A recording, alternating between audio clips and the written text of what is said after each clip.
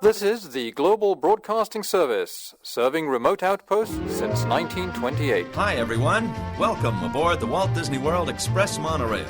Caramba, we have something really big for you today. Welcome, foolish mortals. Now then, hang on to them hats and glasses, because this here's the wildest ride in the wilderness. This is the DBC Pod with Phil Schoen and Jason Dodge.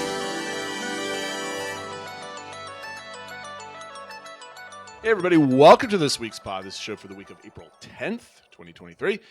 And joining us is a new friend to the show, but old friend in the community, Terry, a.k.a. TLMADDEN. Welcome to the show, sir. Thanks for coming on. Thanks for having me. So we're going to be rocking and rolling a good old fancy trip report this episode. We're going to find out all about what Terry did down in Orlando at different parks and different, I was going to say different parks, obviously went to different parks, but Universal and Orlando, so it was a dual trip. So that should be super fun to listen to. Plus, we're going to discuss some announcements on Star Wars celebrations, and we may not get my classic Star Wars rant. Both my parents were here this weekend. They both heard it separately from me, as it was very, very upset with the way things are going. But we'll talk about that later, or maybe we won't. I don't know. DBC engagement on what we want to see at the Walt Disney World's 100th celebration. But before we get all to that, we're going to find out what's going on in our Disney World. And Phil, take it away. Yeah, so there's a lot of small news items, so I'm going to get into like rapid fire in a little bit, and both Jason and Terry just chime in if there's something that you want to speak about. Otherwise, we can kind of roll through these. I didn't want to spend like a half hour on each of them, but one of the big items that people got excited about was that all Walt Disney World annual passes are set to resume sales on April 20th. So currently the only one available was the Pixie Pass, which is for Florida residents only and has tons of blackout dates and stuff like that. But the rest of the ones will go on sale, including the Credit Pass, which is the top level one. And that is the only one that people that are out of state and aren't DVC can buy. And that's going to be listed for $1,399. But that has no blackout dates at all. The Sorcerer is $969. That has just a few blackout dates, but that's only for Florida residents or if you have DVC. And then you get into the Florida resident only ones, the Pirate Pass, $749, and the Pixie for $399, and those have a lot more blackout dates. And I did some math with my family just to kind of how silly and expensive these things are, especially for a family of five. In order for the Incredi Pass to actually make sense, you need to go to Walt Disney World 3 times a year for at least 4 or 5 days, because a 5-day ticket package is like $640, I think. And obviously you multiply by 3, and now you're ahead with the annual pass. So unless you're planning on going to Disney World quite a bit, I don't think it makes sense for a lot of people. And then conversely, if just one person out of your whole family has the pass, just to get the 20% discount on merch and dining, that is still a significant amount of money that you have to make up. You still need to go probably at least 2 weeks out of the year, separated 2 weeks out of the year, and so you still will have to make up about $200 and something at that 20%. So you're going to be spending a lot of money on food and merch as well. So maybe probably around $800 to $1,000, I think. We had the Incredi Pass for my daughter this past year, and we only went on 2 trips, and I did not get my money's worth like ticket wise, and there wasn't really AP discounts for hotels, but we got decent amount of discounts from the food and the merch especially. So it felt good to use, but I don't know if I would get it again for all 4 of us. So yeah, it's just a crazy price. Absolutely. And they did, continue to have the note in there that says, as we look to provide a great experience for our pass holders, the quantity of passes will be limited, and passes or pass type may become unavailable for purchase at any time. So if you want to get one on April 20th, because they might sell out that day, at least for some of the levels. Mm-hmm. The only other thing I wanted to mention was there are a couple notes for DVC members, and I think this kind of makes it feel like Disney heard the complaints from the DVC community, especially owners who maybe bought recently and haven't been able to buy an annual pass since they bought DVC. But they said eligible DVC members will get early access to the Sorcerer Pass, which is kind of that second level that DVC can buy along with Florida residents, starting April 13th. So they'll be able to get in there early and probably have a better chance of securing one. And they also said it is expected to be on sale more often throughout the year, even if when it's not broadly available for sale to Florida residents. So it sounds like they definitely heard that complaint, and they're trying to keep access to buying an annual pass for DVC members open a little bit more, which is probably good when you're dropping, 20, 30, 40 grand on DVC and then you can't buy a pass to the park. So, But even, I mean, that's a great price. But even at that price, it's probably more beneficial if you're using your DVC points to go for like 2 or 3 day trips throughout the year, where your trip's going to cost you $200 in tickets or something else like that. So I think that makes more sense like that, other than outside of your annual, maybe like your week-long Disney World vacation, DVC vacation. I think anyway, it's still very expensive. And they also announced Magic Keys will be going on sale again back at Disneyland. And so, do we think this is another sign of soft bookings? Like we've been talking recently about all the hotel discounts. I know on the Disney Dish I was listening today, and they said they heard bookings are down. I don't know if they said attendance or booking, but down about 20% versus like expectations. So, is this another sign of that? They're trying to fill up these soft periods, like the summer seems to be with new annual passes, or is this kind of just the kind of what the plan was to be? What do you think, Terry? I mean, definitely with all the discounts and stuff, seems like they're having like soft, and I think the summer has always like is slowly been getting to be the soft season, right? It's like if you're going in October or November, that's like the peak season now. So, um, I mean, maybe they just know that that's where their bread is buttered, and so they're just offering them up again. And now that maybe they have had enough staffing to feel like they can accept more people. I don't know. I think I think just the bookings are down, but I think that's to be expected. And I think they can offer it just because they're not going to get caught with their pants down with offering too much in attendance and reservations. I think they feel comfortable that if they offer this, they're not going to get a bunch of APs that are yelling about reservations, because they soften the rules Yeah, across the board. they go on anyway sale. I think it's 2 days after or something. Right. That new rule where pass holders can get into the parks after 2 or 4 or whatever it is without having a reservation. But I don't think you're going to get a floodgate of people buying annual passes at $1,400 a pop pre-tax that are just going to be like, oh my God, we're going to fill up 5% more attendance based off of AP sales. I think I think it's an easy thing that they can do for the people that really want one to make them happy. And it's kind of like a nice little tiny box that you can check off. I don't know if it's part of the DCI or not. Maybe it's like a hundredth of a percent or something. But again, I think it's just something simple you can do that makes sense, and it gets big press release. But for the vast majority of people, no one's going to care, because no one's buying it unless you're a Florida resident, obviously, or even the Uber fans always hesitant to buy an AP at $1,400 a pop, because I don't think that's realistic. But I mean, I think it's good PR for the most part, but I don't think it's going to impact bookings whatsoever. No, probably maybe little bits. I could see something like maybe somebody who was planning to go Christmas time anyway, and then maybe was like, hey, they have the discounts on the hotels for the summer. Maybe we'll go then too, or something like that. But yeah, I don't think it's going to be all of a sudden the parks are reaching capacity every day or something because they do. So moving on to kind of quick hits.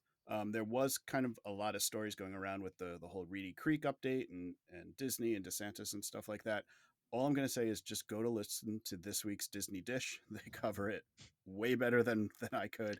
They get into all the nitty gritty. And all I also will have to say is just find someone who looks at you the way that Len Testa looks at the severability clause in this contract, because the way he was fawning over how the Disney lawyers worded it was pretty humorous.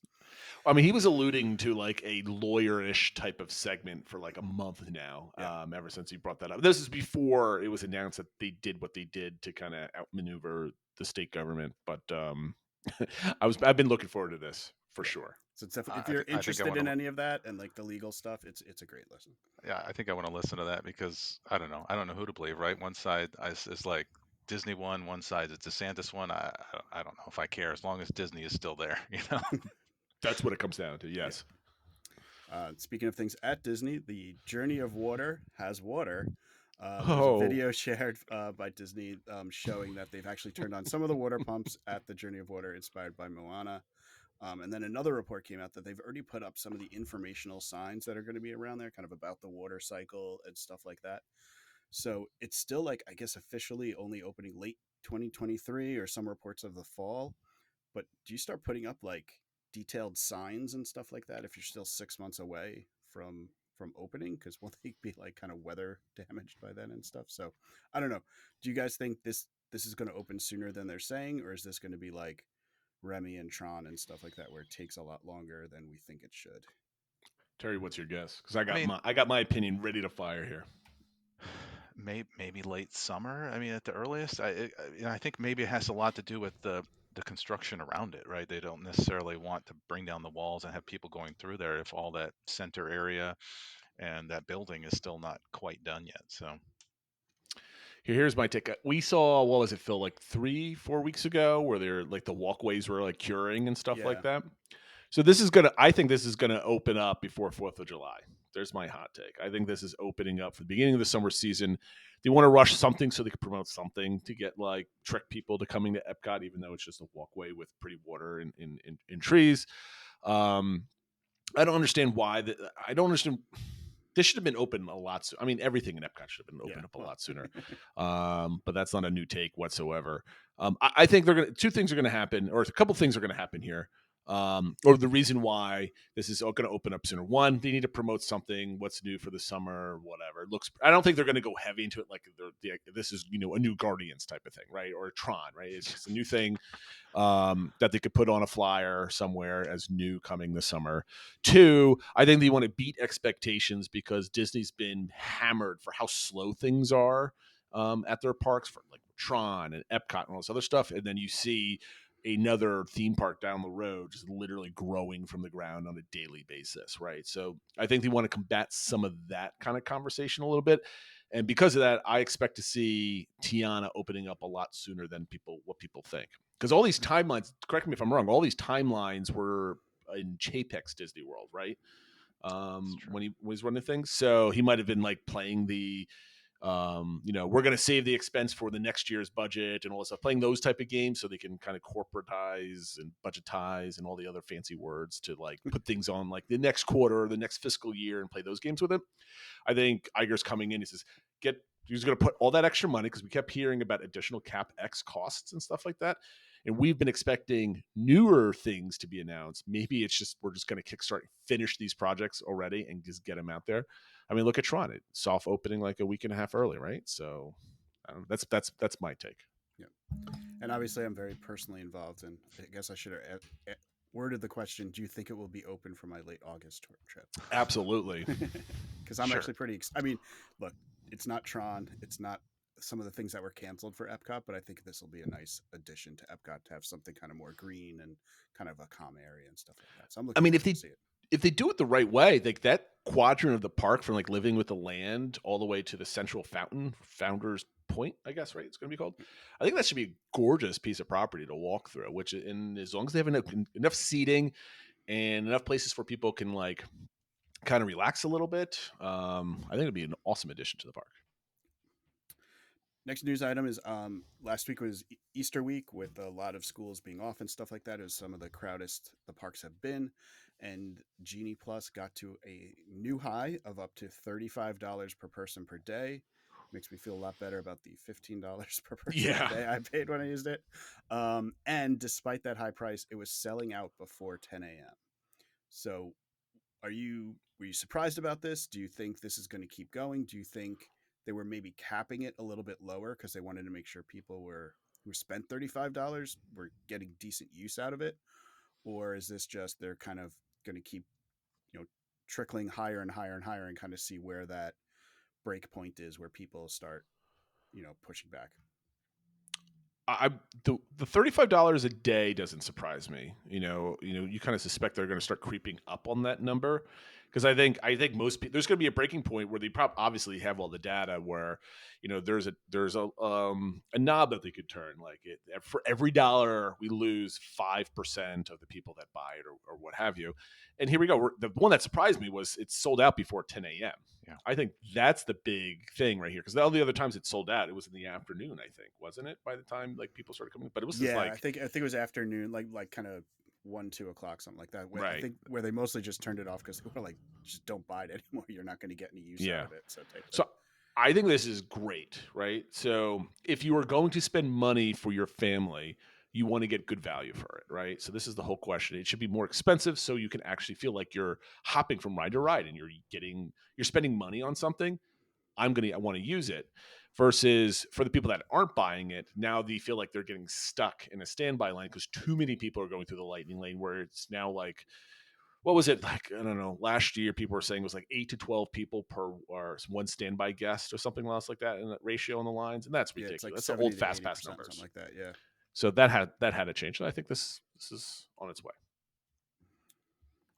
Yeah, the only other thing maybe I'll add is I did kind of tweet about this, and somebody responded saying that they had gotten it, at I think $35 for Hollywood Studios, but they said they felt like they were able to get on everything with like not more than a 20-minute wait, and they did buy the individual lightning lane for Rise too, but they basically got on. They're like, it sucked that it cost a lot of extra money, but we got on everything. So I think that feels better than spending a little less and still feeling like you didn't get on things.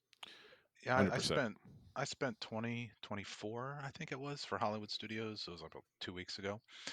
And yeah, same thing. I was able to get kind of one after the other, and we pretty much skipped every ride there that we wanted to go on. So it was worth, even though it was $24, but it was still worth it. 35 is still getting up there, but I'd probably, if I was planning on going on rides, I would pay it. Yeah, there's definitely value at certain parks. I mean, I'll save this take for another time because we're gonna get the whole Yeah. GD Plus diatribe, and we got a lot to get to. Okay. Yep. So some other quick things. It's already happened with Cinderella's castle moat is being drained to remove the 50th decoration. So it'll be interesting to see how much of that goes away. I know they did say they are still keeping the paint color, that's still there. So it's going to stay pink, but I guess they're getting rid of some of the stuff on the turrets and stuff like that. So we'll see. The virtual queue for Tron. If you recall, there were a lot of people complaining about how, when they got their virtual queue, it'd say, okay, your estimated return time is 11:30, but they'd be cranking through, and then all of a sudden their virtual queue would be called at like 9, and they say you have to be here by 10, and they were like, I couldn't get there by 10, and they wouldn't let me in. So to solve the problem, Disney just no longer provides an estimated return time. Oh well. So now you just kind of have to monitor it and see how it goes. So at least I guess that's one way to deal with it. Disney Cruise Line announced that they're going to get Disney bands, which will be across the fleet of Disney cruise ship, and it is using the same technology as Magic Band Plus, and you'll be able to use your cruise line Disney bands at Walt Disney World and vice versa and stuff. I don't know why they had to call them Disney bands and not Magic Band Plus, but that's seems to be there. Weird. So Okay. definitely spreading out the technology though and increasing it. It's definitely not going away. And just broke, I think, today that Rogers the Musical over at Disneyland or Disney California Adventure will premiere on June 30th. And they talked about, kind of gave the plot and over that. But one thing they added in there is that the Nick Fury character will sing. So if you've ever wanted to see Nick Fury sing. Oh, that's why you had that tweet. Yeah. I missed that part. Okay. The other kind of big topic was Star Wars Celebration went on this week. So it was held from April 7th through the 10th this year in London, England. And it's called the Ultimate Fan Experience, focused on the galaxy far, far away. So if you've ever been or seen about like, D23 and stuff like that, it's sort of like that, but just Star Wars. So obviously Star Wars is owned by Disney, so there's a lot of overlap, but it gets way more into the weeds of collectibles and books and comics and things like that. So it was like 3 or 4 days of just, Star Wars like uber fans just having the time of their lives. So there were a number of panels, but to cover sort of the ones that are probably most relevant to our audience, they talked a lot about the TV shows and things that are coming out, and they announced, there's going to be a new season of Bad Batch and things like that. But the big news was that there are 3 new Star Wars movies coming. They didn't give any timelines, but they said one of them is that Dave Filoni, who does all the Mandoverse stuff, is going to be directing a movie that culminates all those TV shows. So the idea is, I guess, makes me think of like the Avengers, where you had kind of the standalone movies and then everybody got together in one movie. Here you're going to have like Mando and Ahsoka and stuff like that, but then they'll all be in one movie. I saw this is something like 6 or 7 years away from coming out. So this is, we still have some time with the TV shows. James Mangold, he's a pretty famous director. He's done things like Ford versus Ferrari. He did Logan, and he's the director for the upcoming Indiana Jones and the Dial of Destiny. He's going to be directing a film that was based on the first of the Jedi. So people are speculating it might be about what's called the Prime Jedi, and it's set about 25,000 years before A New Hope. So for those of you that wanted to get away from like the Skywalker time period, this covers that. But speaking of the Skywalkers, Charmine Obaid Chinoy, who's been involved with Miss Marvel and a couple other projects, less familiar with her work though, is going to be helming a Jedi-centric film that will be set 15 years after the rise of Skywalker, and Daisy Ridley will be in it. She was at the event, kind of there to promote it. So obviously she'll be playing Rey, and it's going to be about her building out a new Jedi Order. So I know we can go off the rails when we talk about Star Wars. So Terry and I did like, on Discord like 2 days like, ago. Everybody take like 30 seconds to discuss kind of your reaction to like this news. Which one are you most excited for, and kind of overall, are you happy about this being the direction they're taking with the movies? I'll go first to get my opinion out of the way, and then I'll give all my time to Terry. I love the idea. We saw the Ahsoka trailer. We got Heir to the Empire. Basically, I'm pretty sure this is leading to the Heir to the Empire trilogy at the end of this, right? I love it and hate it at the same time, because I love it because it's one of the best stories. I'm happy to see that this is where we're heading. It's silly because we get the sequel trilogy and no one's ever mentioned it. No, it has zero impact in the galaxy, and it's never happened. It's just to disrespect that story by completely ignoring the repercussions of something that huge later on is kind of whatever. But Dave Filoni has made a career out of patching in stories where the movies didn't even touch. So that's his MO, I guess. The Prime Jedi, 25,000 years before New Hope. I love it. I hope that this sets up all brand new stories. We can get away from everything and just get a fresh take on things. I think it's going to be wonderful. Looking forward to seeing more about that. Hopefully it doesn't get canceled. And the third one, 15 years after the rise of Skywalker. Love Daisy Ridley. Great actress. Great human being. I don't know why we need her storyline on this. I don't know what we're getting out of this. I don't see what the point is. So I think that we're going to just kind of, it's either going to be an epilogue, kind of cap over everything, and then we're done, or Disney's going to have some room to do like a spin-off and say, okay, people actually loved it. Let's now catapult into some more stories. And I think that's what they're going to do. Terry, what do you think? Yeah, I'm not really looking forward to the Ray one because I just don't know what they can do. It felt like another good ending, and so why do we need to continue it? And like, who's going to be the bad guy in 15 years, right? I don't know. Empire 4.0. Yeah, right. Somehow Palpatine returned again. And it's her. The Filoni verse, the Mandoverse movie, that I think that was good. I like his stuff. I love Clone Wars, Rebels, and how I do like how he fills in the blanks a little bit, even though it kind of doesn't make sense if you just look at the movie sometimes. But I think he does a good job at that. So I'm looking forward to that. I'm looking forward to Ahsoka. The Mandalorian here is disappointed this season, and I'm not really sure why, but we'll see how it goes forward. The Prime Jedi, 25,000 years in the future, same universe. It's similar to like the Star Wars Visions stuff, where it's just kind of not really in the Skywalker saga, but it's Jedi stuff. So that'll probably be pretty neat. Definitely getting it farther away from the Skywalker saga is not a bad thing. I don't like the High Republic is like what, a couple hundred years or so before, and I haven't really been interested in that because it still has like Yoda in it and stuff, and so just get far away and do something new and unique and see where it goes. It could either be absolutely amazing or terrible. I don't think there's going to be too much of a middle ground there. Hopefully it's great. Right. I don't know. If they keep doing the animated stuff, I'm fine with that. I like the Bad Batch, and I don't know if my daughter will like this new Young Jedi thing that's coming out or not. This kind of like Disney Junior-esque thing. We'll see. So. Yeah, my kids are not into Star Wars whatsoever because I don't show them Star Wars, and I think a lot of the Mandoverse stuff is a little bit. I mean, they're young. My son's like 8, and my daughter's just about to turn 10. It's a little. The Mando stuff is a little bit too violent for them, too real, and the other movies are just old movies, so they're not interested. Phil, what is your take officially on record? And by the way, for those that are listening, Terry's got all the Star Wars like posters behind him, so he's not just some guy that likes Star Wars. He's decorating in Star Wars at the very least. So I don't have too much to add to the other two, but I will say I think I'm more excited for the new Ray one than you guys perhaps are, just because it is still the future. It is they can do new stuff there to introduce new characters and maybe bring up some things that didn't get a satisfying conclusion in the movie. Hopefully Finn's in it and we kind of find out that he's a Jedi too and stuff like that. So That's not happening. I'm more excited. We'll see. I don't think Finn wants to work with Star Wars anymore. I don't think it's Yeah. that they don't want to tell that story. I think it's the actor. I don't know. Things can turn around. I But guess we'll see. Lots of money. Yeah, exactly. So I'm excited for that because I think it's new, and I think for the good and the bad of the sequels, I think a lot of kids did latch onto Rey. So I think as they grow up and they see new movies with the characters they grew up with, I think will be cool. So we'll see.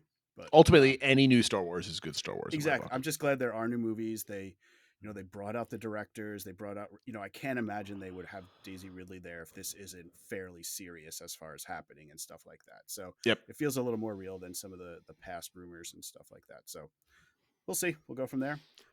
There was a parks panel. It felt like more of a sales pitch for people that haven't been to Galaxy's Edge or haven't been on the Star Cruiser. They had a whole segment on the Star Cruiser and why it's amazing and stuff like that. So it definitely felt like Okay. pushing that. So there wasn't a ton of news. I think some of us were optimistic there might be a little bit more news. Scott Trowbridge, who was the designer for Galaxy's Edge, he did say there will be more characters coming. They brought out Mando and Grogu and stuff, and they said there will be more coming. And the other thing they added was that Star Tours starting in 2024 will get updated locations for the ride. So they'll be taking That's cool. you to new planets and stuff like that. They didn't say what because they said they're places you haven't really seen yet, and they want them to be presented in what's coming out. So if we think about what's coming out between now and 2024, it's Ahsoka, Skeleton Crew, or the Acolyte. So it's going to be scenes from those shows most likely. Cool. And then I guess the last little tidbit I put there is they also announced the next Star Wars celebration will be in April of 2025 in Japan. So let's start Start saving. crowdfunding for the DBC group trip. That'll be rather pricey. Yeah. So that'll do it for the news. Just a quick reminder of all our social media accounts, Twitter, Instagram, Facebook, and YouTube. We're all at the DBC Pod. And did want to welcome some new members to the Discord, Breeze, Cat, and Peachy Keen. So thanks for joining up and hope you're enjoying the conversations that are going on. Join in. Yeah. Thanks for coming. All right. So I'm going to do the reminder for social media. We're doing Twitter, Instagram, Facebook, and our YouTube channel at the DBC Pod. So make sure if you're watching on YouTube right now, you scroll down just a little bit, hit the thumbs up, and maybe leave a comment. Terry, I should have had you do this so your daughter could say, "Oh, you are a YouTuber." So maybe we could have you say like and subscribe at the end, and we can clip that.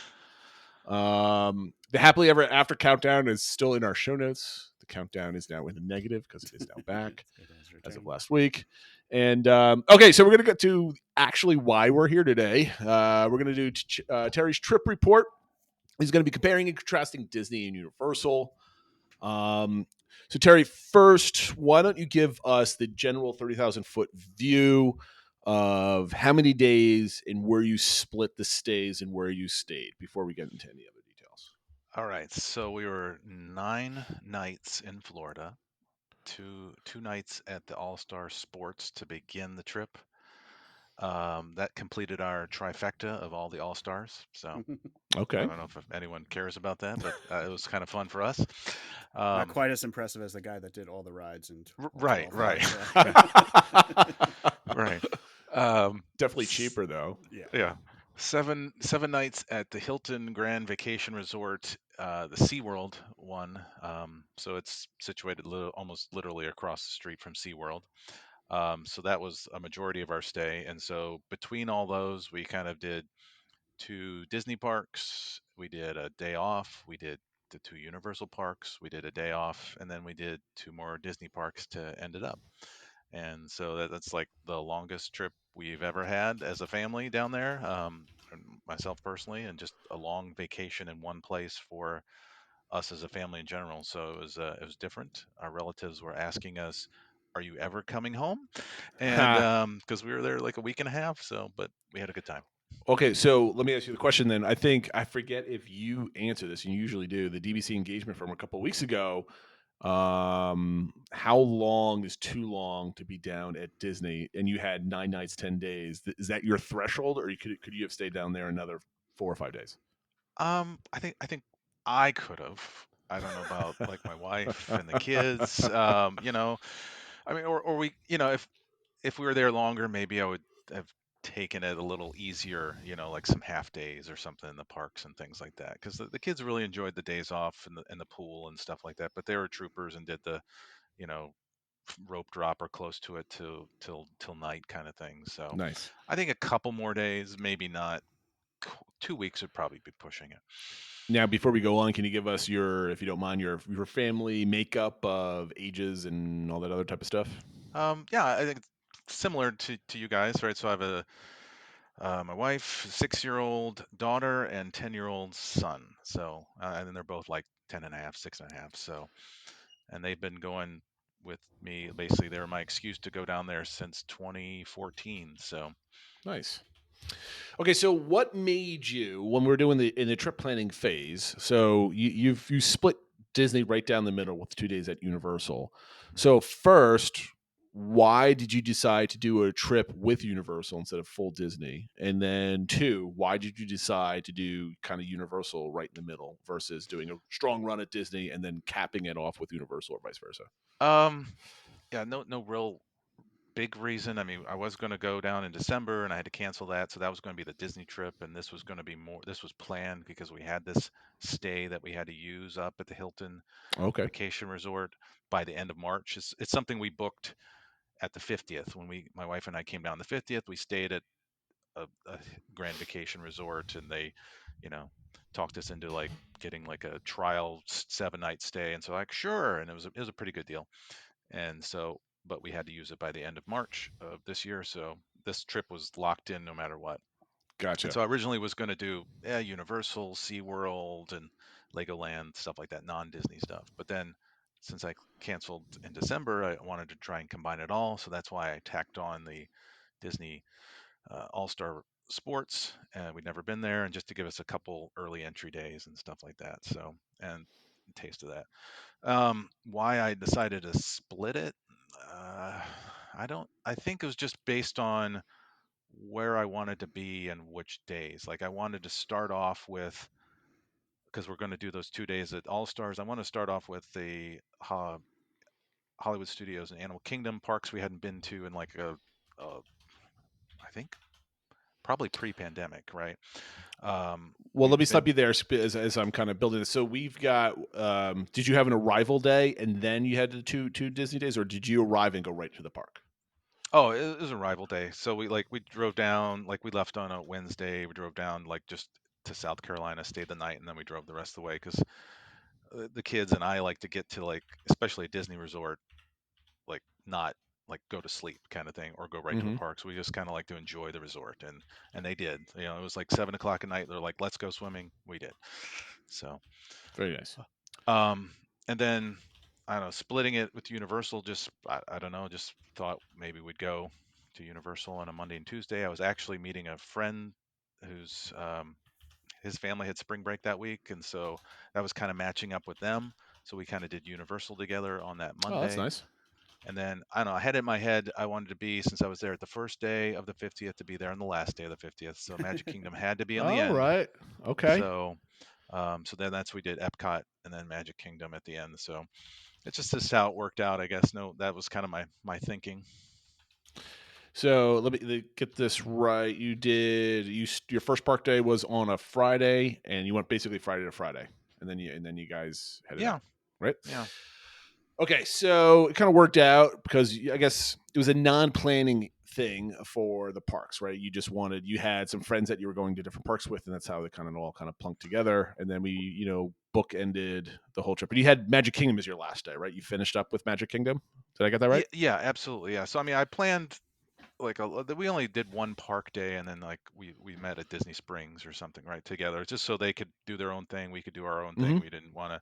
It's hard to with another group, and they have older kids, and so they were going to go on different rides than we were and stuff. So, but it Trust worked me, I out know. well. Like when Phil and I met each other at Epcot and Magic Kingdom, when we kind of synced up, we were like, we like zoomed past each other. We crisscrossed the Peter Pan thing because like you're in the middle of a family vacation. When Phil's got his spreadsheet, I've got my spreadsheet, and it kind of just worked out a bunch of different times.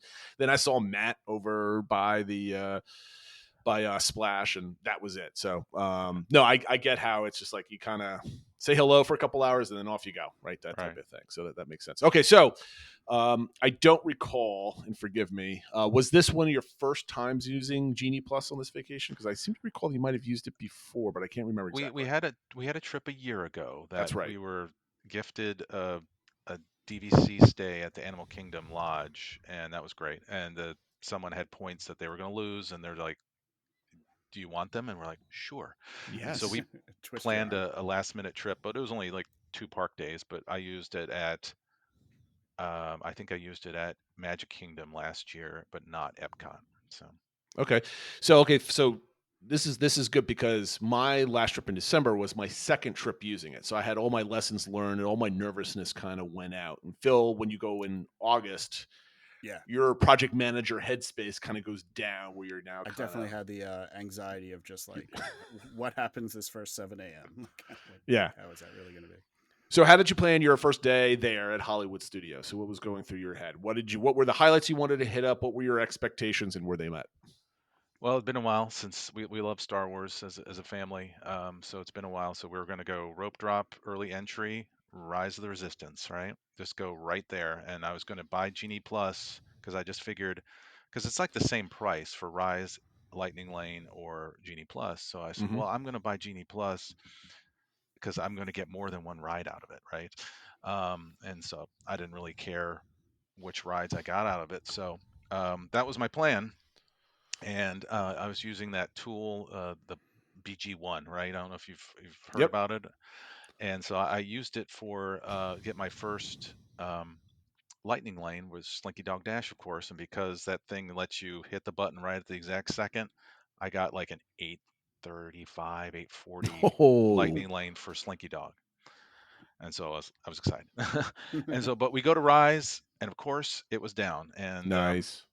Of course. unfortunately that we got up early and for not for nothing, but so we went the Smuggler's Run, and then because we had that early lightning lane for Slinky Dog Dash, we did that, and then I was able to get another one and another one, another one, and we did a lot at like all of Toy Story Land in like the morning, and then we kind of continued on. So that was my thinking. I wasn't expecting to get like one after the other, but it was just going well, and I think we skipped the line of every ride except for the Smuggler's Run because we just rope dropped that.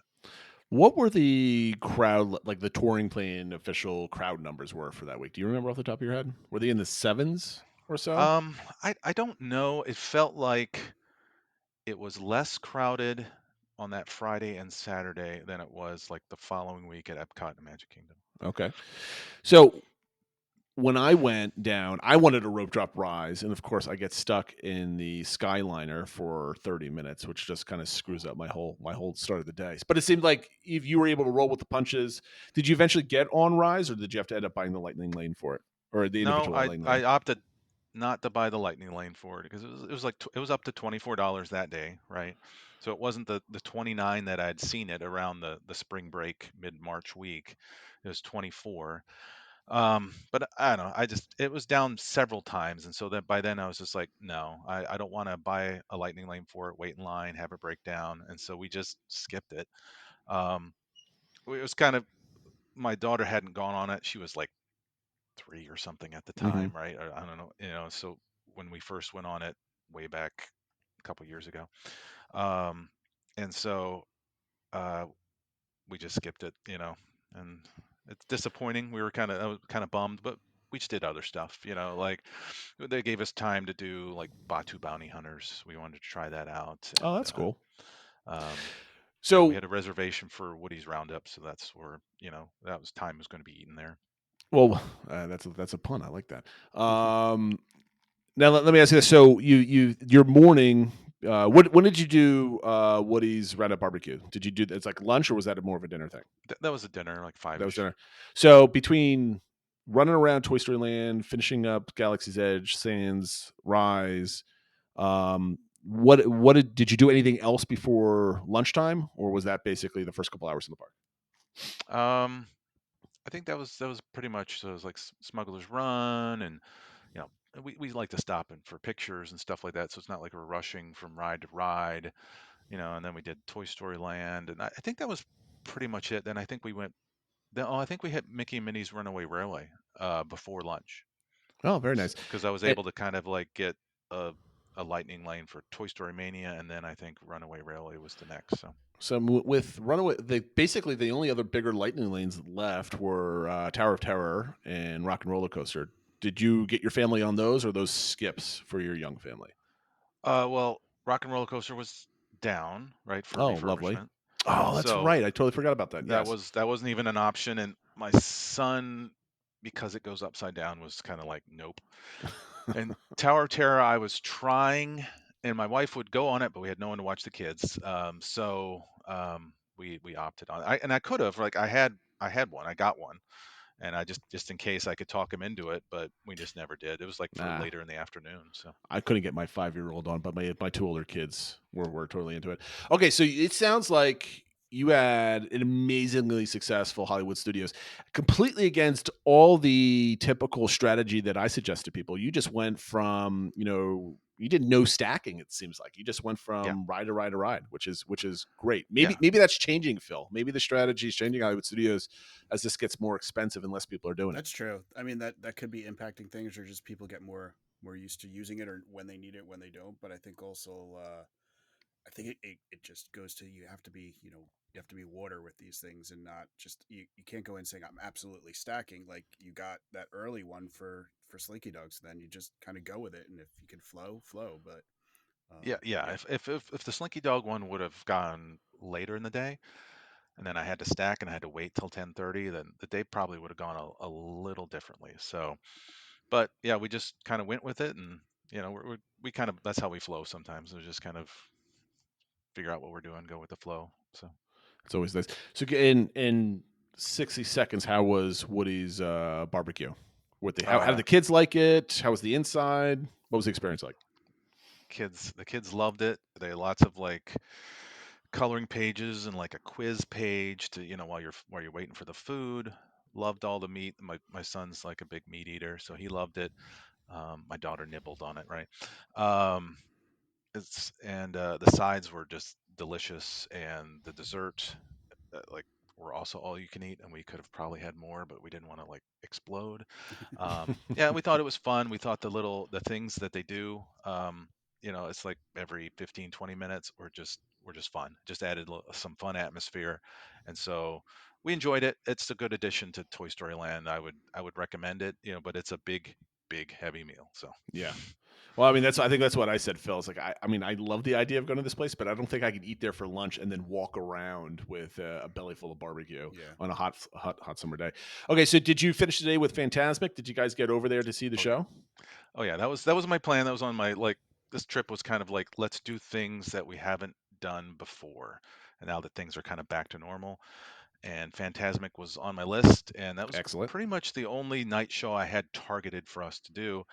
And so it was a long day, and they stuck it out, but they loved the show. I'd forgotten how good it was, and like the additions they've made to it for the newer movies and stuff. And it was a fun time. It's a long walk there Yes. and back, but it was great. Yeah, we saw I can't remember if I did. I want to say that we did the later show when we went in December, and I just remember having to run from Phantasmic all the way back to because I had Slinky Dog Dash right after that. That's That run with a 5-year-old on your shoulder that can't walk anymore because you've been going around all day. Trust me, everybody out there, I got my steps in that day. Anyway, but yeah, so you had dinner. Did you go right from, because what time was it? Is the show at 7:30ish, It was 8 like o'clock? 8:30, because daylight savings time has happened, so it doesn't Right. get Yep. dark till about after 8. So it was like 8. I think it was 8:30. 8:30 was the show. So I'm assuming you ran it out with some shows between, you did a couple things between dinner and the show, and then back to the hotel afterwards. Yeah. Yeah. So that day we drove, so we just went to our car and drove back. So even though we could have taken the bus, I decided to drive just to try and get there early for Rise, but that didn't pan Well, I out. mean, sometimes you got to do what you got to do. Best laid plans. Okay, so you're on site. You're doing early morning entry for Animal Kingdom the next day. Is that still 7:30, 8 o'clock? Yeah, and that so we kind of changed there. The family wasn't really keen on getting up and being there at 7:30 for early That's a entry, tough one at Animal It to is get tough. there for and the early so entry. um, my daughter wanted to ride the bus, and that was our day that we had to like check out and go to the other hotel. So, sure, we just kind of took our time in the morning, got there after rope drop, and we rode the bus, so she was happy. And then we just went right. I just bought the individual lightning lane for Flight of Passage, and that was also early. And so we went right to Navi River Journey and then did Flight of Passage. So. When you're sitting up at Animal Kingdom Day, and granted you had to get ready for a hotel transfer. Animal Yeah. Kingdom Day, Animal Kingdom is not really a full park day unless you truly love the park and you just want to be there. Um, so what were your main objectives? Obviously, other than Flight of Passage, getting there, what was your main objective for an Animal Kingdom Day? What would you deem a success? Um, Probably, yeah, spend some time in Pandora, spend some time in Africa with the safari. We replaced the safari though with the elephant tour that at Oh, one very nice. o'clock. And so that was kind of our replacement for the tour. I mean, we saw the buses and stuff, and as we were behind the scenes there, but yeah, if we hadn't done that, then we would have done the safari. You know, maybe one of the shows. The kids aren't really into Everest. I couldn't convince them to get on, even though it was hot. I couldn't convince them to get on the river rapids. Um, but that changed once we went to Universal and we went on bilge rat barges there, and now my son's like, "Yeah, I'll go on that type of ride again." Okay, It just takes you know, once on some ride somewhere, and then the right. floodgates Yeah. open, and they're like, "I go on everything now." Right. So that's pretty much it. If we get to Dino Land, sort of thing, but the safari is the main thing in Pandora to me, and so that's kind of what we did. And then we kind of like they were pretty tired and like let's go, and like, well, we wanted to get back to the other hotel without it being too late. So What time did you end up leaving? probably like 5 in the afternoon. What were And so any good dining there, or was it just mostly quick service? we tried Harambe Market for the first time, and we enjoyed it. I just liked the location. It was quiet, and Oh, I love it. Yeah. we were hearing some music, and like, oh, that's some nice music they're playing over the speakers, and didn't realize it was like a live musician playing it. I don't know what the instrument is called, and he's just coming to our table and was like, oh, it's great. I mean, it was lunchtime, but there was hardly anyone there. It's like it's tucked around, and so people don't know it's there. I guess I don't know. It was weird. And then we just had dinner. We took the bus back to All Star Sports, and we just had dinner there real quick before we packed up and or threw in, went in the car and went to the other hotel.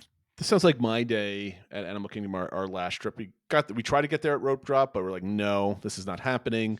But we managed to do most of the park. Also, I mean, I do have some additional pressure when I'm at Animal Kingdom. I feel like Zach is going to direct message me on Discord if I don't walk slow enough and absorb the majesty that is the Animal Kingdom, as I'm slowly walking through it. So I do have to stop and smell the roses when I'm there. So maybe I stay in there slightly shorter or slightly longer because my pace is slower. The one of the requirements from the kids was, at least my son, was to go on the Maharaja Jungle Trek. He likes the tigers, right? And so he Okay. he remembered that, and so he wanted to do that. And I think he also read about it in one of his Kingdom Keeper books or something, and so he Ah, wanted very to cool. do that. So, but yeah, so we like the slower pace there for sure. Okay, so now we were Sunday. We're a day off. Is that just basically chill, play at the pool, Yeah, that was early like dinner, hang out type of thing? yeah, play at the pool. We had to go to do the timeshare spiel. So that took like most of the afternoon, but we did the pool in the morning, and we ate at Portillo's over there near the Parc Soleil. That's where the presentation was. So we enjoyed some Portillo's that we normally have gotten when I go visit my family up in Wisconsin. So it was kind of weird being in um, Florida and having that, but that was good. It's like hot dogs and Italian beef and stuff. Right. No, I used to do a lot of work in the Midwest. And you can Oh, you see that place all over the place. Yeah, for sure. Okay, so we've got 2 Universal days. I've never been to Universal. hmm. I'm thinking that's happening in the next couple of years. Obviously, with the new park opening, my daughter's now into Harry Potter, and they also are almost big enough, or at least my daughter's almost tall enough to go on the majority of the roller coasters there. So I'm looking forward to that. So, how did you set up? Maybe Phil, you could probably talk through this because you did a split stay. Yep. Was it a year ago already at this point? Yeah, I forget a when. year and a half ago is when I was there for the 50th. So Was it a year? Oh my goodness, a I year and know. a half already. All right, time flies. So why don't you walk Terry through his days because you're the expert on this show when it comes to it. Yeah, so I guess start with your 2 days, and I guess my first question is, what type of tickets did you have? Did you have the park to park so you could do the hopper, Yep, and then the park to park because I was planning a Harry Potter day because my son's been into Harry Potter. He's read the first 3 books, and we were going with that day. We were meeting up and just kind of spending the day with my friend, whose 2 daughters are into Harry Potter. He's from Wisconsin. It's their spring break, and so we've gone over to their house and played Harry Potter games and stuff. So my son knows them, and so we were planning pretty much a Harry Potter day, and so I had to get the park to park. I didn't like it, right? I didn't like paying what is it, $40 some to ride a train, but the kids loved it, and like we rode it like every day at least twice, and so my daughter just wanted to keep going on the train, and Okay. uh, so I mean it's fun, and it was a great way to kind of combine the parks, and we felt like we were in just one giant park as opposed to 2 separate parks. yeah, especially if Um, you're doing that, focusing on the Harry Potter stuff because it yeah, connects one Harry yeah, Potter and area to the so other, so it makes it almost like one big Harry Potter area. yeah, so my thought was go to Universal Studios, run back to Diagon Alley, enjoy that area, kind of do it like a Harry Potter day. So we started and kind of looked around. We went to the wand shop. We did that presentation. That was like a 20-30 minute wait, which was rough at the beginning of the day, but the kids were into it. My friend's daughter was the one picked, and so that was fun. So then we had to get the wands. And I knew that kind of going in, and we would be getting that. But I'm glad we did because the kids, even my little 6-year-old, loved just going around to all those windows and doing um, the magic spells and the waving the letters and stuff and getting those to work. And we just kind of experienced Diagon Alley there for a while. And sure, we're not getting on rides and stuff, and crowds are coming in, but we didn't care. But we did Gringotts, and we looked around some more, had some ice cream, watched a show, had a butterbeer, and then we got on the train. And the train wait is like just a walk on most of the time. And so we did the train. They loved that kind of it was really cool effects on the train. I don't want to give anything away, but um, and then we went over to Hogsmeade and did some stuff there. And we didn't get on Hagrid's because by then the line was long, but we did all the other rides at that section of the park too. And so I don't know, most of the day was spent in, at least probably until after lunch, was spent in like the Wizarding World, and they loved it. And then after that, we kind of just explored Islands of Adventure and did the big circle, right? Yeah, And so my daughter wasn't really old enough to get on things, which brings me to like Rider Swap, which we yeah, loved at yeah. If you could Universal. talk through that a little bit, because I know that was something you mentioned, the how the rider swap for people that have families with kids of varying ages. You're kind of wondering, like, well, the older kids want to get to Universal, but Yeah, the younger one maybe can't do as much. How does that handle? How do they work it there right. versus at Disney? So if you could walk through that, that would be great.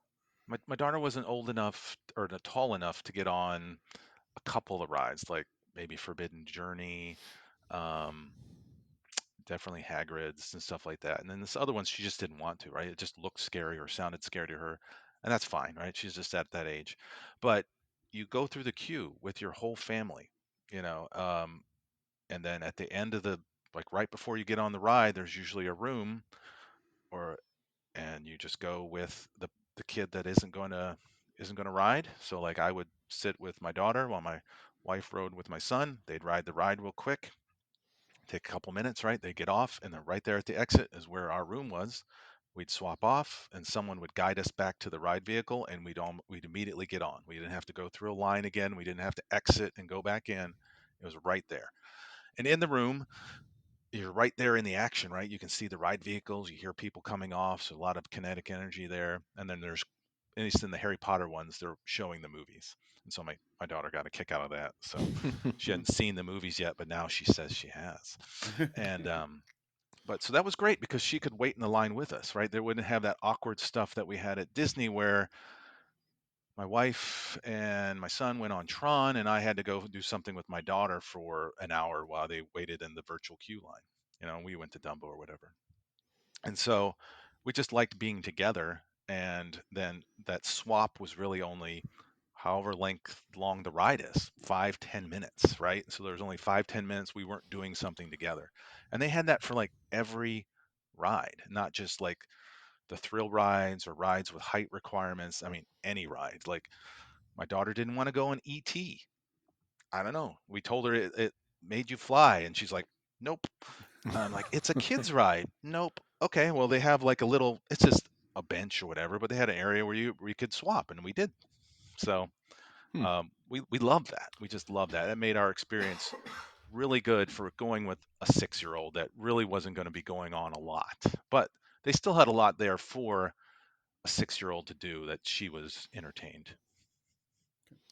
What'd you guys do for food that first day between lunch or dinner and that sort of thing? 'Cause that was one thing we found definitely a little bit different at Universal versus Disney. Yeah, like we were just in Seuss Land around lunchtime, and we're like, let's eat, and we ate at Circus McGurkus or something, and it just felt like a lot of those restaurants were understaffed, and like we were waiting a while, and it's just chicken burgers, way like more expensive than Disney. We just weren't impressed with that. But then for dinner, my friends had left, and we were still kind of hanging out and not wanting to leave. We went back to Diagon Alley and went to the Leaky Cauldron, and we loved that because that was like sausage and mashed potatoes and vegetables, and it was quick. It was like weirdly empty at the end of the night. It was like 7:30, and so we go in there and there was like no one there, and so that we enjoyed that. So the Harry Potter, I've eaten at the Three Broomsticks before, and I just like that type of food, but some people don't. But it's good themed dining compared to like the other places for sure. Well, let me ask this: do you think, like, I mean, everything pre-Potter at Universal, I consider legacy park, right? So all new Universal is the Jurassic World stuff, the Harry Potter stuff, and then obviously Epic Universe that's coming around the corner. And they're already showing that they're redoing a lot of the show buildings. Do you think that they're going to slowly revitalize those other parks to come up to quote unquote, I guess, the new Universal standard, at least of like Potter World, where it's like great, good food, great theming. It's what you expect if you're spending hundreds of dollars a day to be in these parks, type of thing. Do you get a sense of that, you think? Not really. I mean, they're adding new rides to Universal Studios, but they're still just kind of like the studio building thing. And some of the newer attractions there are okay. I guess I wasn't really impressed with a lot of them. Um, like Kong had really great theming in like the queue and the ride vehicle and stuff, but the attraction itself was not worth the wait kind of thing. So they're trying there. And then some of most of Universal Studios is fairly the same from when I was last there, maybe like 10 years ago or so. So I'm looking forward to what they do in Epic Universe, though, from a blank slate. If they do theming even close to the Wizarding World, that'll be pretty great.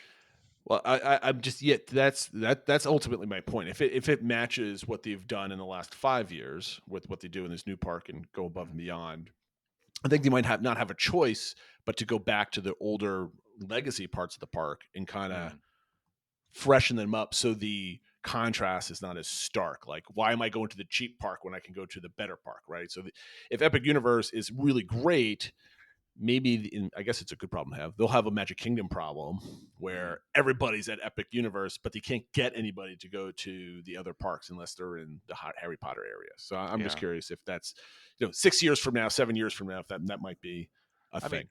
mean, of the two, Islands of Adventure obviously is like a different park. It's we spent the most time there between the 2 days because my daughter loved Seuss Land and we thought it was fun too, and so she wanted to go on every ride there, and there was a lot of rides there in that little area.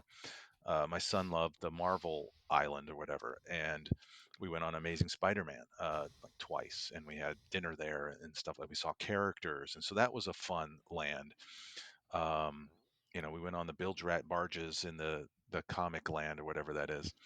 Uh, we loved the Jurassic Park land, even though we didn't like they went on the Jurassic Park ride. We didn't go on the Velocicoaster, but my daughter loved the playground area there. It was like caves and tunnels and water guns, and she loved it.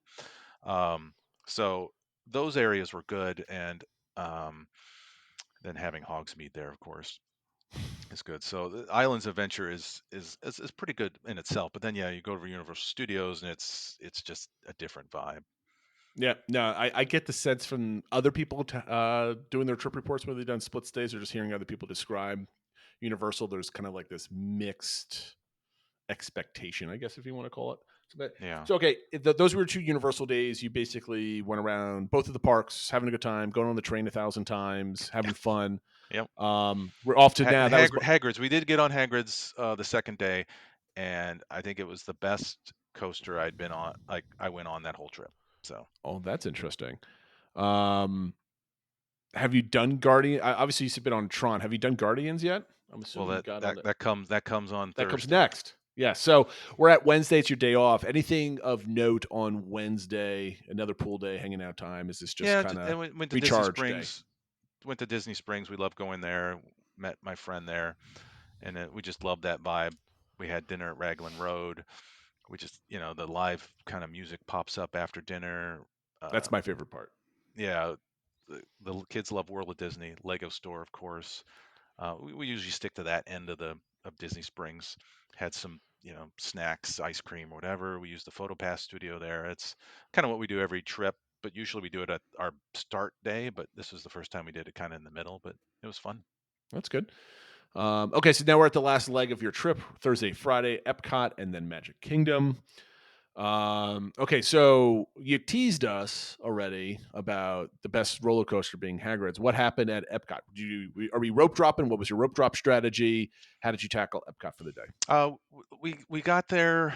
The same thing. I used that BG1 app, and I got like I don't know 8 or whatever, like 9 something boarding group 1, right? And so Very nice. Yeah, right. Literally boarding group 1. And so we were going to the park. I'm like, well, we don't have early entry, so we'll get there at rope drop. And so we did. And they called the boarding group 1 like 20 minutes before I could get in. So we're kind of like a little pressed for time. So I guess we have to go right there. And so we go right there, and like we went right in. Um, I think my son and I went first because my daughter is not tall enough. Went in. I loved that ride. It was fun. I thought I was going to get ill, so Was this your first time on? yeah, yeah, yeah. Because Okay. I think I missed it last year. Yeah, last year we went. I don't think it was open yet. Okay. When I went a year ago. The time has no meaning to me anymore, so I can't even Right. Yeah. remember when things open and So close. I took Dramamine at this recommendation of many people, and so that I feel helped because my friend had gone on it earlier in the week. They went to Epcot, and his wife had some issues afterwards. Oh no. And yeah. Where did you? Well, let me ask you a question. Where did you sit? Was it the front, the middle, or the back? Gosh, I don't even remember now. Because I've both done the middle and the back, Yeah. and the middle I think is the best, only because you still have a sense of where you're going when you're sitting in the front, because that kind of saves a little bit of the, I guess, seasickness or whatever. Right. Where the back is the least thrilling, but you also see the most in front of you, like the trains in front Right. of you. So it's not as jarring as motion. I, That's I, basically how I can describe it. I'll have to look back, but I feel like it was the middle. Mm-hmm. It was the middle for sure. And but yeah, I enjoyed it. That it was smoother than I thought. I didn't get as ill as I thought. I liked the effects and the screens and going on, and the music was awesome. What song did you Um, get? uh, Take on Me by I did Aha. not get. I did not get that one. Okay, so let me pause here because I think Guardians is the best attraction that I've been on at any of the parks. And I can't compare it to any Universal things, but you just mentioned Hagrid's was your favorite coaster. hmm Why Hagrid's versus Guardians, in your opinion? Hagrid's was longer. It was more thrilling, I guess, from a coaster standpoint, and has practical effects um, to it that just kind of add to it as you're going through. It's outside, inside, and then there's some surprises to it that I don't want to spoil, but that was like that's what really got us, I think. Okay. So, I mean, but I yeah, it think was. Guardians is like not. I don't consider it a thrill ride, even though my five. Well, she was 4 when she went on, but she went on twice. She screamed the first time, but the second time she screamed even more. But after it got, like, I liked it this much though. Where so Yeah, I think it was growing on her. She had a I lot of mean, fun on it. I But I like, really it's a different enjoyed kind of a ride though. I mean, it. it's Is different from anything that I've ever been on. it? Yeah, it was weird because I was expecting like a coaster, but I was having like fun. I wasn't like screaming in terror. I was singing. I was Yeah. just like dancing. I told the people behind us, like, I'm sorry. I was probably just singing way too loud. And they're like, that's okay. We were too. And, That's like, this exactly is what the, my wife and I did when we went yeah, last summer. We were dancing on the roller coaster. It was great. Yeah, it's just a yeah. very fun ride more than I, a I thriller ride. wish So I I could do have it. gone on twice. My Yeah, son, because of the rider swap, got to go on twice. So, Good for him. so yeah, him and my wife went on, and I think they got like the ride broke down or something, so they got stuck in there for a while. So, Oh, it's Um, I unfortunate. think it was like right before the first pre-show or something, and so that was the downside. Is my daughter and I kind of were trying to find stuff to do, Mm. so we just went to Mission Space Playground or something. Okay, so you basically beelined it to Guardians. What does the rest of your day look like? Are you there the whole day? Are you pacing it out? Are you there to explore, or do you have a agenda in mind? Well, because we'd been there a year ago, it was more just to explore. We are also meeting some local friends. Um, just a friend that used to live up here. They moved down to Florida. Her daughter works at Disney, so the two of them kind of just popped into Epcot to hang out with my wife and talk. And so we just kind of decided to go around the World Showcase from there, right? Because we didn't have Genie Plus. A lot of the lines were just really, really long, and we didn't want them to wait around. So we just like that's fine. And so my daughter went to see Elsa and Anna, and so my son and I got some snacks, and we started doing DuckTales, and that's what we did is we did DuckTales around the World How was Showcase, that? which we enjoyed it. Right? It's hard because it's on your phone. It's there's a lot of dialogue, and so it's hard to kind of share that. Mm. It'd be better with like a tablet or something, but you're not going to carry a tablet around. But doing the interactive elements they loved, the kids loved, and being able to like make something happen in the World Showcase, which no one else knows what's going on, but all of a sudden like something pops out of a statue or something and makes some noises, and they're like, what is that? And they loved being able to do that to the people around it. So we enjoyed that for sure, and so he wanted to kind of do as much of that as we could. I think we missed France, but so that's really all we did was kind of went around the World Showcase. We were doing that. They were talking. I wanted to eat at Regal Eagle, and I wanted the kids to see American Adventure, and so that was really the only thing. Maybe we'd get on Ratatouille if the line was short enough, but we never really did. So What time did you leave?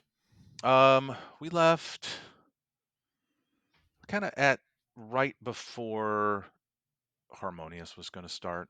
Um, So we'd already seen it, the show. I'd seen it twice for the 50th and last year, so I wasn't really interested in seeing it again. And so my daughter wanted to go in Frozen, so they waited like an hour and a app or something Oh crazy my for it. Oh my goodness. gosh. Yeah, my son and I went on like Journey of the Imagination and walked around, did some more DuckTales and stuff like that. So, but they had a fun time. And so I think we ended up eating at like Connections Cafe on the way out. And so we were leaving as like the Beacons of Light show was starting. So that was kind of cool. We were right there as that was Oh, happening. that's neat.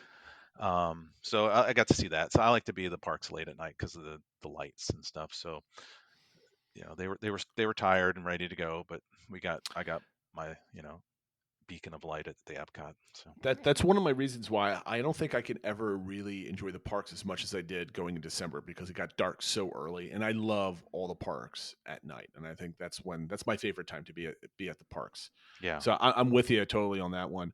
So it seemed like that's for a family of four. That's the chillest Epcot day I've ever heard anybody, like, no lines. We go on whatever we want, and if it's not, we can go play some Ducktales. I like that. yeah. And I mean that's kind of been my philosophy of going a lot. Is like we did it last year, so we don't need to go on Ratatouille again. We don't need to go on. We went on Spaceship Earth. That one's a short line or whatever. Um, so yeah, just try different things. Explore the pavilions more. And Ducktales kind of forces you to explore the pavilions, which is really nice. Like go Yeah. in this store. Like okay, I've never been in this store. Wow, this is pretty neat in Japan or whatever. Yeah, we like that with So those the festivals. They have the like scavenger honey things too. It's kind of the hmm same thing. You have to go in like We stores to did look that, for yeah. posters and stuff too. yeah. And it's kind of shows you all the details there, and it gets, at least for us, the kids sort of excited about being in World Showcase and not just wanting to go like ride to ride or whatever.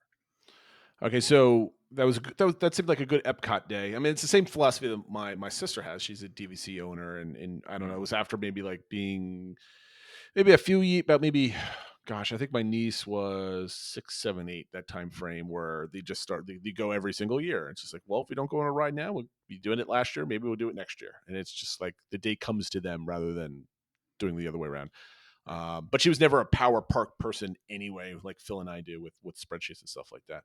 That being said, we're finishing the day at Magic Kingdom. The show's gone long, but I think this is an excellent conversation, so it's going to go on longer. And everybody has to listen. You're forced to. Okay, so last day we're at Magic Kingdom. The 50th celebration is coming to a close. But what was your agenda at the Magic Kingdom? Again, this is your last day. You're there, so I think your agenda is like complete at this point, right? Like I'm here at the Yeah, last day. right. Yeah. We can And go home so, now, right? well, I had some things planned that I've been wanting to do with my daughter when she's that perfect princess age for a while, and of course haven't been able to do that for the last couple years because Mm-hmm. of the pandemic. Right? It was something I was planning kind of to do in 2020 or 2021 before the pandemic even happened. Right? And so obviously that got delayed, and so I had Bibbidi Bobbidi Boutique planned in the afternoon. I Ooh, had Cinderella's Royal Table for dinner after that. So we didn't really have a lot planned. And then they told us, oh, Tron's going to be soft opening. So that was our plan. there it is. Tron and the boutique and a Princess Day. And if we did nothing else but that, I'd be happy. I know your Um, your your fingers were like crossed that there might be a chance that Tron would be there. Like I remember the daily angst on Well, Discord. Like, you were what do trying you to figure think? out. You're like, wait, the like previews end here. Then there's like 3 weeks before it opens. Like, what's yeah, gonna happen there? Hmm. yeah. So how stoked were you when you found that out? Yeah, I was stoked, excited. My son was excited. My wife was excited. My daughter, of course, didn't care. Um, she probably would have been fine, but she just doesn't like fast rides. So like whatever. Um, so we do. She had enough planned for the rest of the day as well. So I think it was a good balance. But yeah, I was pretty stoked and I was confident because of that BG1 that I was going to get in the virtual queue, and I did, and we got boarding group one again. All right. I So got to use that tool. I mean, like I had it loaded on my phone to my summer trip last year. I just never used it. And I mean, I got everything I wanted, but it's great for if you want an early lightning lane, and it's great for these virtual queues. Really, I mean, very for cool. anything else, like I didn't use it throughout the day at Hollywood Studios when I had Genie Plus. I just used the regular app. Um, but so we had that. So we're getting there at rope drop, and we're riding the boat. Like the kids have never ridden the boat before because we always been going like from a resort on a bus, and so Hmm. that was kind of a neat experience for them. The tram, the boat. We go in, get some pictures, and we go right to Tomorrowland. And I think, my wife and or my wife and son went first, and so they had to do the virtual queue, and it still took them a while. And so my daughter and I took that new shortcut, which is awesome, over to Storybook Circus. We rode Dumbo.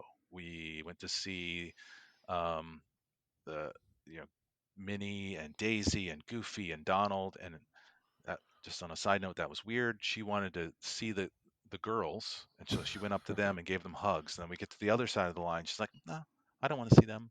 Like, well, we're in the line. Well, you go see them.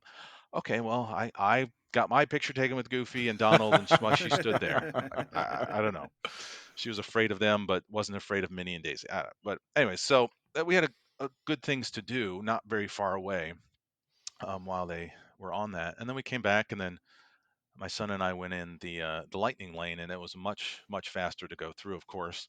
And we rode that, and we got the front row. Ooh, very very nice. So my son's luck, like he had the last row with my wife, and we got the front row, and that was awesome. I mean, it's hard to really gauge those three coasters that we went on, but that one was fun as well. I can't wait to try it again at night, basically. Was it worth the wait? And I say that with Uh, multiple layers of humor. yeah. No, yeah. It's a short little ride, but it's fun, and it's just yeah, it just being in there and kind of the story they have with it, and there's like this effect that they have right before you get to kind of on the ride, and the locker system there is amazing. Um, and so it was just easy to use. They're big lockers, unlike Universal, right? Like Yeah. Universal, they're like this Shoe big, right? boxes, right? Yeah.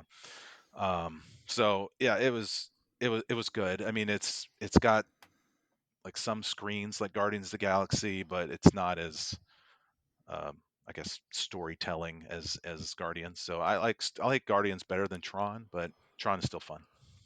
So now to the most important part is your little girl getting dressed up as a princess with CRT. I did this with my oldest daughter. I never did Bibbidi Bobbidi Boutique because when we went, it was always the summer, and I was like, the makeup's gonna melt off your face Right. before you get 3 steps off.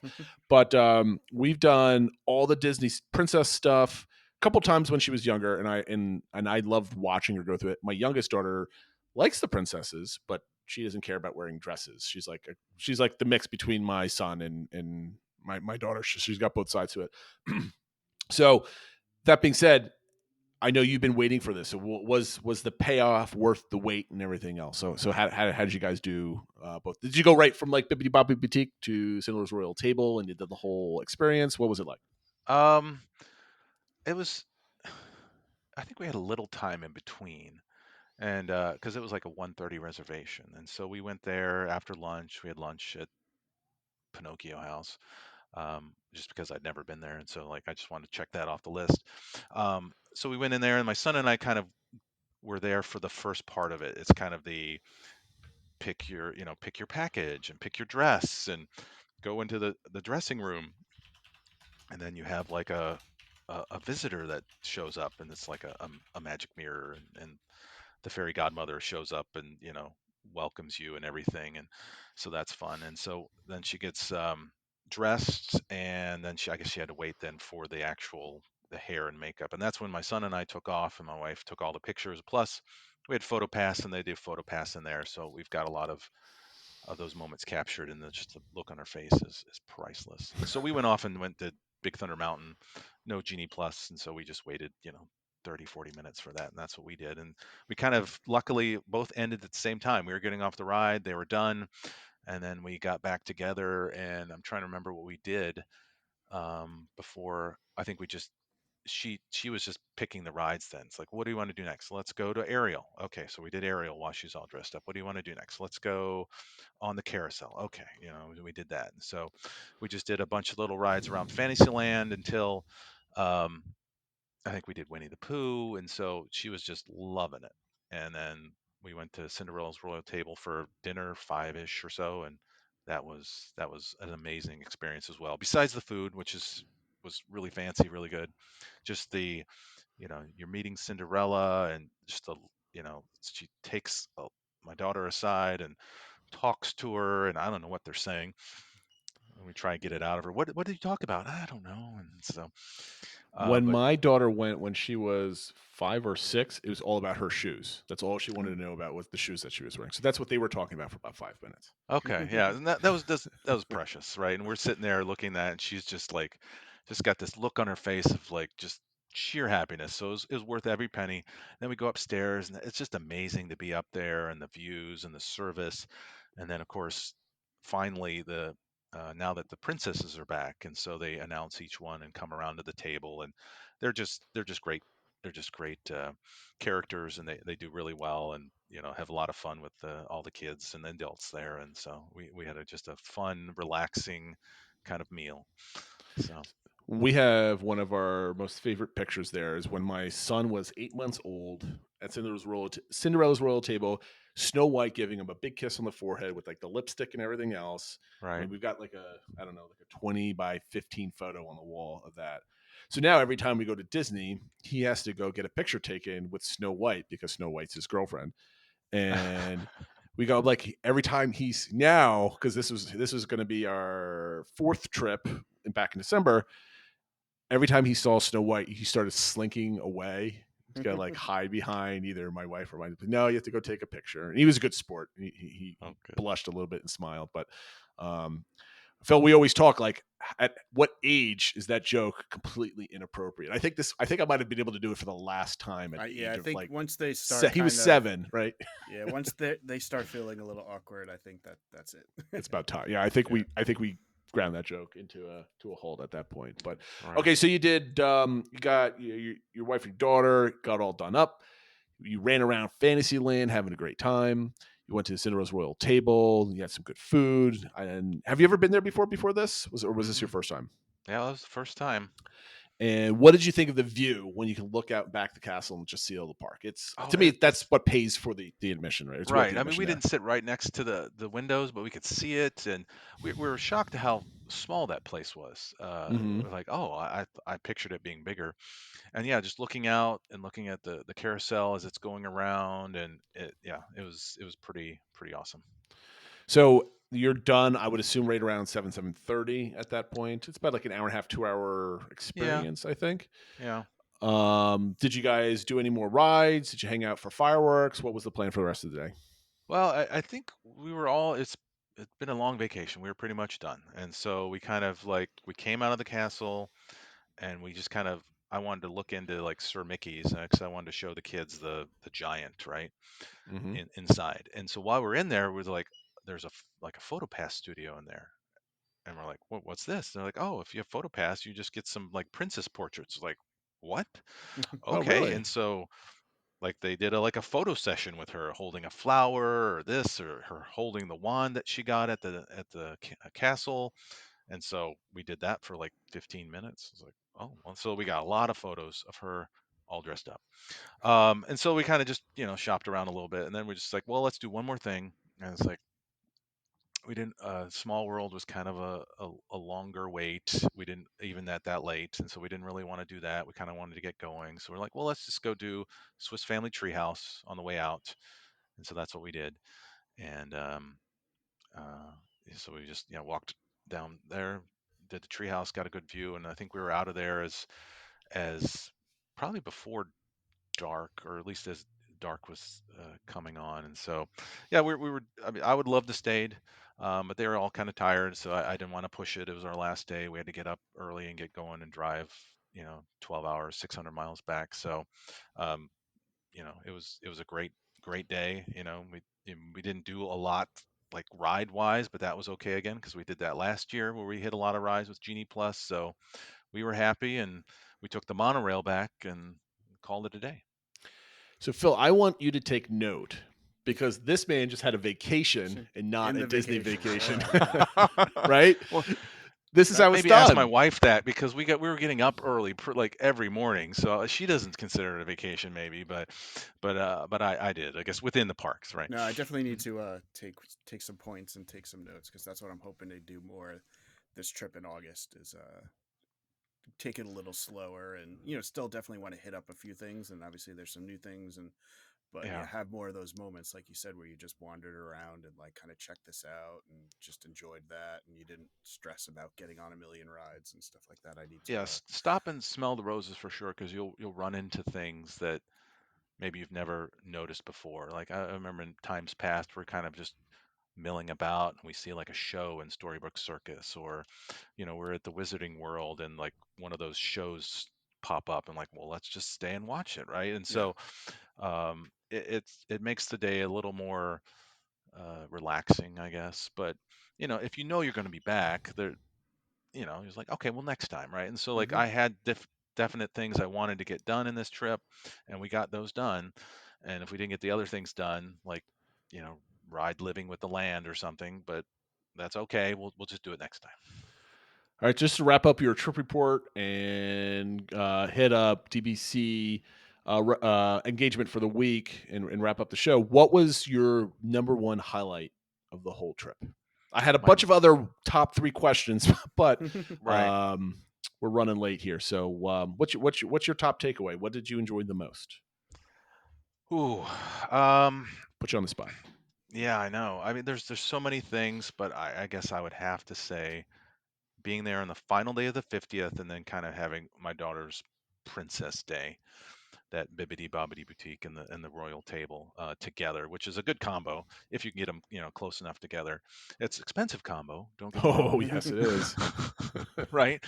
Um, the dinner was expensive, but honestly, the price for like what she was getting as an experience and getting a dress and accessories and stuff, probably well worth it. 'Cause I justified it by saying, well, a couple years ago I spent $200 to get my son a lightsaber and have that experience, so she can get this, right? Yeah. And so we were okay with that. But that was probably the highlight. I mean, in general, the highlight was just hitting the those big 3 coasters, Hagrid's, Guardians, and Tron, right? Too.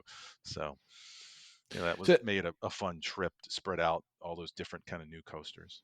well, Terry, I really appreciate you coming on and sharing your journey down in Orlando.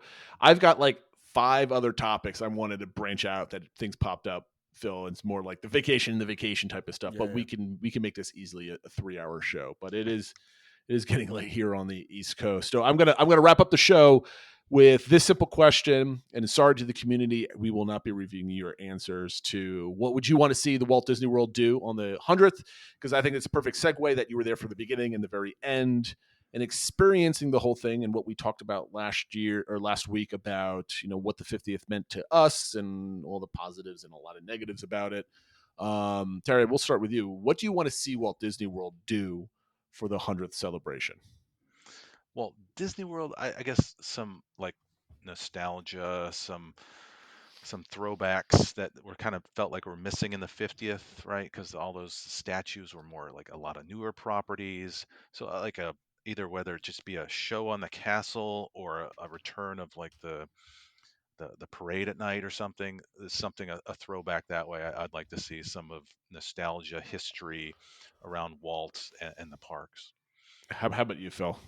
So it will tie into the community a little bit because Lumpy kind of gave my answer when he gave, Okay. but it's more having like a celebration feel to it. And he pointed out, things like the happiest homecoming and the year of a million dreams, which I remember going down during the year of a million dreams, where they were these just like spur of the moments, like, hey, we're giving everyone in this car like ears, or there's like free fast pass, like Oh, something that like feels like a fun celebration, that they're actually like giving things away and like little surprises and things like that, which I don't there it didn't feel like a lot of that at the 50th. So I'm hoping for the 100th they kind of do that, where they're kind of like giving things out and really actually making it more of a thing versus just having, like merch and cupcakes and stuff like that. I mean, I love all those ideas. However, I want to go the opposite way. I don't want them to do much of anything mm, for the 100th. I'm like anniversaried out. Like with we talked about this last week, I think, Phil, or the week before. A lot of people associate the 50th with all the changes at the parks that never got finished because of COVID and all those impacts and stuff like that. And I think just getting back to what we remember in 2019, just the normal parks, is a good celebration of getting back to normal. And that's, one of the things that this podcast started 3 years ago was, remembering the normal, having an anchor for that. And I think for me personally, I'd love to see just nice little touches. I'd love to see some of the merch that I probably wouldn't buy anyway, but like instead of being inundated with like ears and popcorn buckets and cupcakes and cookies and like just in your face nonsense, just like some subtle touches. I don't need any major decorations. A nighttime parade would be awesome, but that this should be just a nighttime parade, not a nighttime parade for the 100th, so they have an excuse to take it away in a year.